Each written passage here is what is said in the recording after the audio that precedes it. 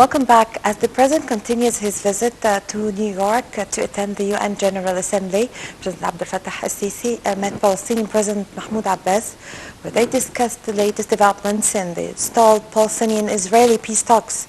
Earlier, President al-Sisi met with German Chancellor Angela Merkel and a number of world leaders. Hala al-Hamalawi has more in the following report. Egyptian President Abdel Fattah al-Sisi met with several heads of states and other important political figures in New York ahead of the 70th session of the United Nations General Assembly. President al-Sisi met on Friday in New York with German Chancellor Angela Merkel during the meetings of the UN General Assembly. The two discussed bilateral relations and the latest developments in Egypt. Presidential spokesman Ambassador Ala Youssef said in a press statement that President al-Sisi praised the role played by German companies in economic development in Egypt, including the speed at which they finish their land projects at the highest quality and lowest cost. President al-Sisi also praised the German stance on the international refugees crisis after allowing large numbers to find shelter in the country. In their first meeting, President al-Sisi and Indian Prime Minister Narendra Modi exchanged views on counter-terrorism in addition to potential business and economic cooperation between the two countries. Modi reportedly expressed his interest in Indian investment in Egypt's recently opened Suez Canal access. al-Sisi also met with World Economic Forum founder and executive chairman Klaus Schwab. Schwab and al-Sisi's dialogue revolved largely around Egypt's stability and how the country will fare in the WEF's annual competitiveness report. Schwab reassured al-Sisi that Egypt has made progress since January of this year, when the WEF meeting took place in Davos, while al-Sisi emphasized the importance of cooperation with the WEF ahead of the forum's meeting scheduled to take place in Sharm el-Sheikh next year. Meanwhile, the president also met with Irish Prime Minister Enda Kenny. The two leaders also negotiated methods to increase their countries' bilateral relations in an array of domains, including agriculture and technology. al-Sisi also met with the presidents of Romania and Mali and is scheduled to meet with French President François Hollande on Monday.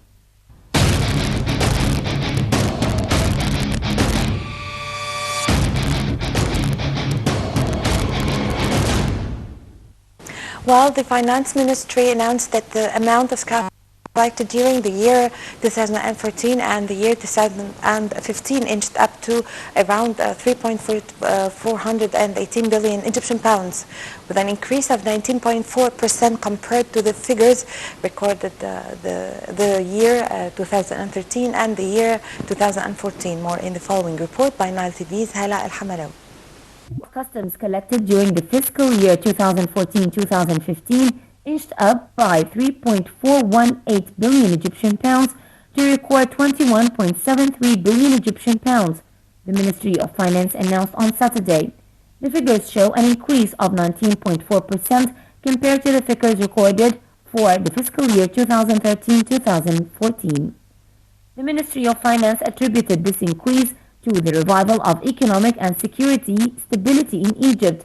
The ministry added that the increased value of Egyptian imports resulted in a value increase of collected taxes along with other factors.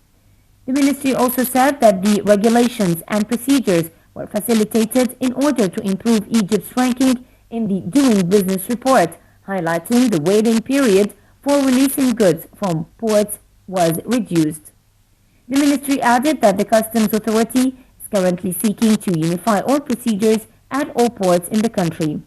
In June, former Minister of Industry and Trade Munir Fakhi Abdel Noor said that the completion of the Free Trade Area FTA procedures among the three African blocs, SADC, COMESA, and the East African Community EAC, depends on the unification of the rules of origin and tariff. He added that this will be followed by the approval of parliaments of participating countries on the proposal of the FTA and its rules.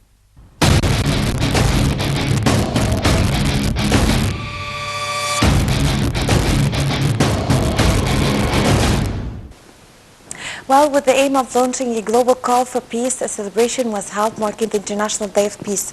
This year, the day is celebrated under the slogan, Partnerships for Peace, Dignity for All. It aims to highlight the importance of all the segments of society to work together to strive for peace. Nile TV's Linda Abdul Latif has more in the following report. With the aim of launching a global call for peace, a celebration was held marking the International Day of Peace. This year, the celebration is held under the slogan Partnerships for Peace, Dignity for All, and aims to highlight the importance of all segments of society to work together to strive for peace. The celebration was attended by ambassadors of peace and included a number of musical shows and dances by children from different countries who came to express peace in their own way.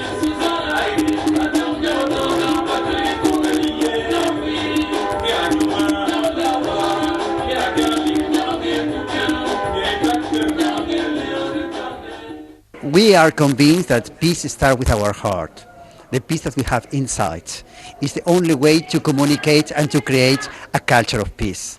We try to have this peace and then to live for peace and in peace with the students in the classes, in our work, in our family, in our area where we live.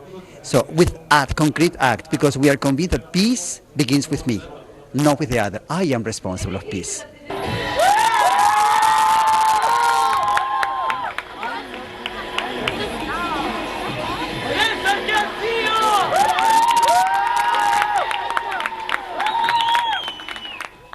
Today I made a dance of yin and yang, good and evil, okay?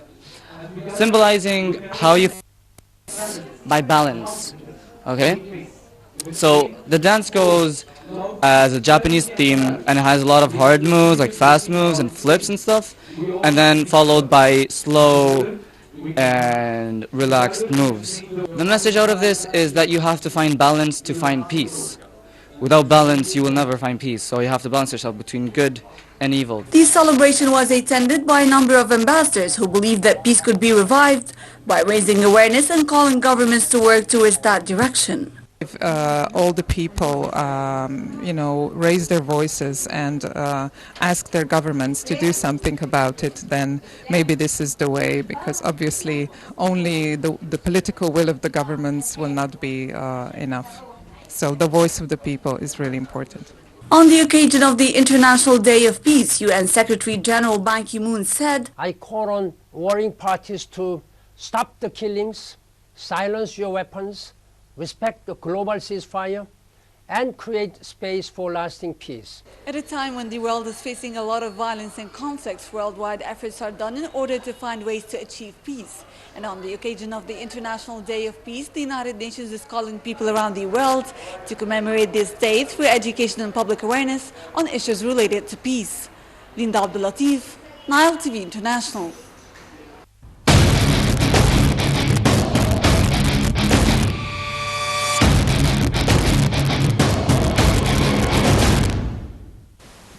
Egypt's Muslims gathered around the capital on Wednesday to celebrate one of the most highly anticipated holidays of the year, which is Eid al-Adha or Bayram. In Egypt, the day began with Eid prayers at various mosques around Egypt, followed by sacrifice of animals and family celebrations. More on Eid celebrations in the following report. Pilgrimage to Mecca, Muslims throughout the world celebrate the holiday of Eid al-Adha or Festival of Sacrifice. During the celebration of Eid al-Adha, Muslims commemorate and remember Abraham's trials by themselves slaughtering an animal such as sheep, camel or goat. On the first morning of Eid al-Adha, Muslims around the world attend morning prayers at their local mosques. Prayers are followed by visits with family and friends and the exchange of greetings and gifts. At some point, members of the family will visit a local farm or otherwise will make arrangements for the slaughter of an animal. The meat is distributed during the days of the holiday or shortly thereafter. In Egypt, Eid Mubarak or Blessed Eid is a most general greeting that one receives or gives. People consider it as a must to visit families on foremost day of Eid. Hence, they have next 2 days in which they can enjoy by visiting places like parks, cinemas, beaches, or theaters. Some people go on a tour on a cruise on Nile River, but people consider Sharm el-Sheikh as a favorite destination in Egypt to spend their holidays. Throughout Eid, children wear new clothes provided to them. Also, loved ones of women, mainly mothers, sisters, daughters, and wives, give them special gifts. It is usual for children that they also get idea from adult relatives. It is a little sum of cash they receive and they use to spend throughout Eid on their activities they do. Children wear new clothes provided to them and go out of their homes and enjoy in amusement parks, public country yards, or gardens. All their activities during Eid solely depend on how much idea they receive from their elders.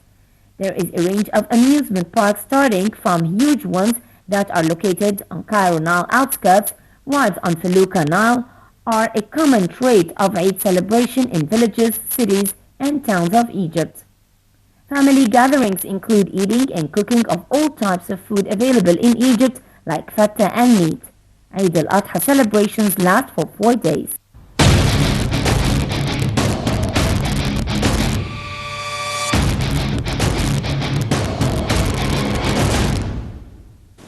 Well, the Indian Embassy in Cairo recently celebrated the Egyptian-Indian artistic and economic cooperation. More details in the following report by Nile TV's Abir El-Ginzi.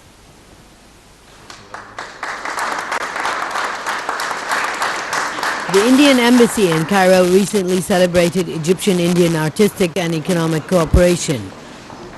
To preserve the spirit of cooperation in the field of art and economy, the Indian Embassy held this celebration to gather concerned and interested people in both fields.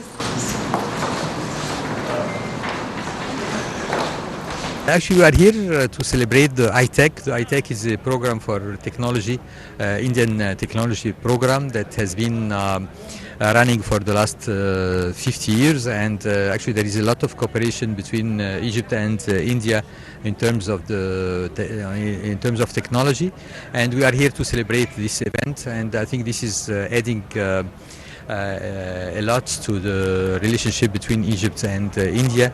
That is a historical relation, but also there is a lot of sectors that we can embark on, and especially technology. I think there is a number of Egyptians who went to India and study in or has been trained in this under this program, and this is very important for Egypt because India is very advanced in so many sectors in technology, and I think capacity building and human capital is very important for Egypt in this stage, and the presence of a number of professional Egyptians who are going to India for training is an added value to the economy. Attending the event were those who attended artistic and economic training programs in India. Actually, I visit India last year. I take a course about 1.5 months. I talk about how to make a feasibility study for infrastructure project and how to evaluate this project. And it's very important for my work, because I work in Ministry of International Cooperation, and I have to decide to choose a lot of projects to implement it with another partner of the world. So I have to know how to study the feasibility study and how to evaluate the project. Of course, there is a strong relation between Egypt and India since long time. It started during the time of Nasser, of course, and Nehru, and we all know about this history. But nowadays there is a lot of relation according technology and relationship about a lot of training. Also we see as we practice today, there is a lot of Egyptian student who has been in India, and more than 500 students in the last time they have been in India, and they came back with a lot of knowledge. So we have to make it more strong, this relation between India and Egypt, because to learn from India. Also attending the event were a number of officials, military personnel, as well as prominent figures.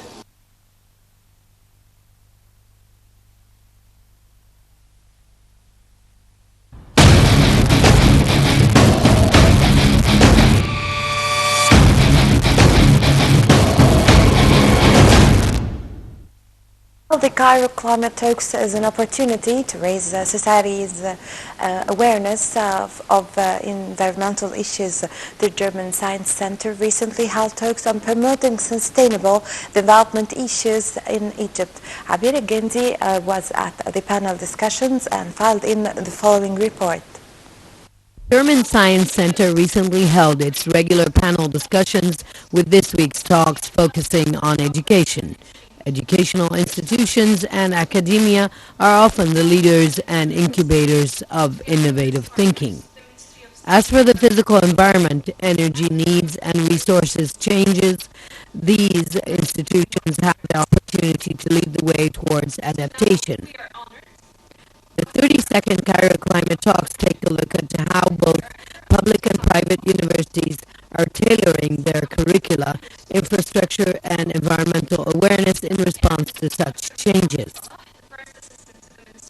Public and private sector experts, educators, as well as students will share ideas on a broad range of topics including energy efficient and environmentally friendly campuses, sustainable degree programs, and student engagement in environmental initiatives and awareness. From using recycled materials to hosting renewable energy summer camps, green thinkers can bring about change.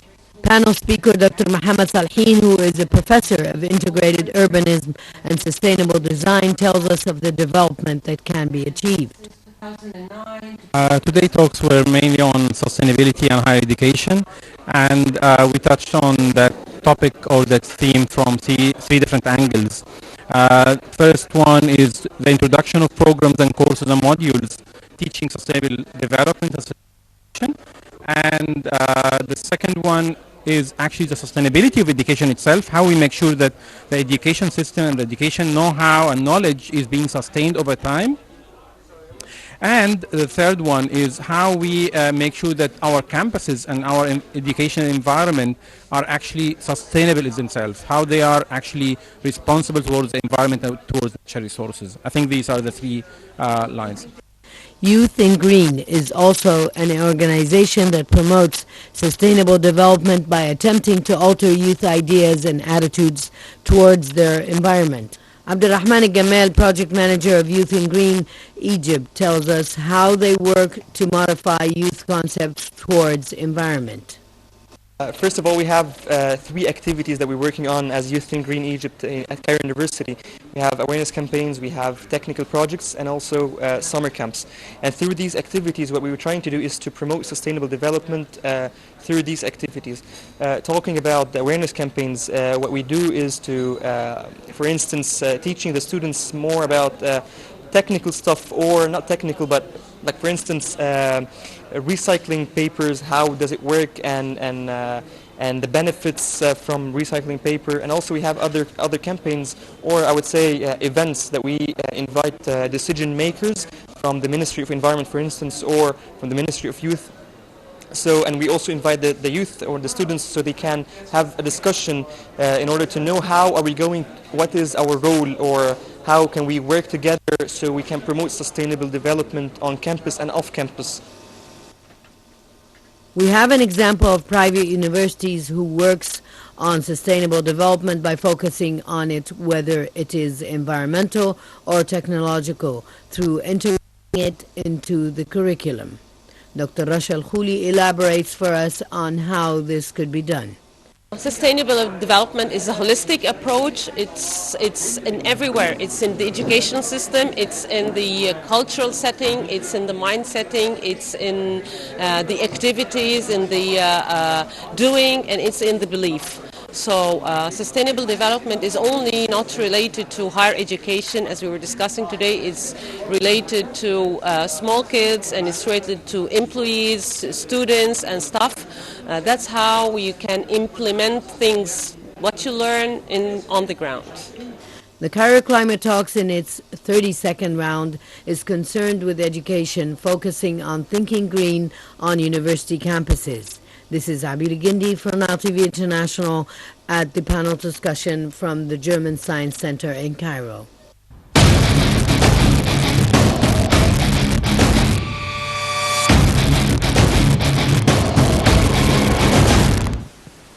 Well, with this, my dear viewers, we come to the end of this episode of our program Inside Egypt, during to the latest political, economic, and also social events that are taking place in Egypt. I hope you've enjoyed being with us. I'm Amal Mukhtar. Thank you for watching.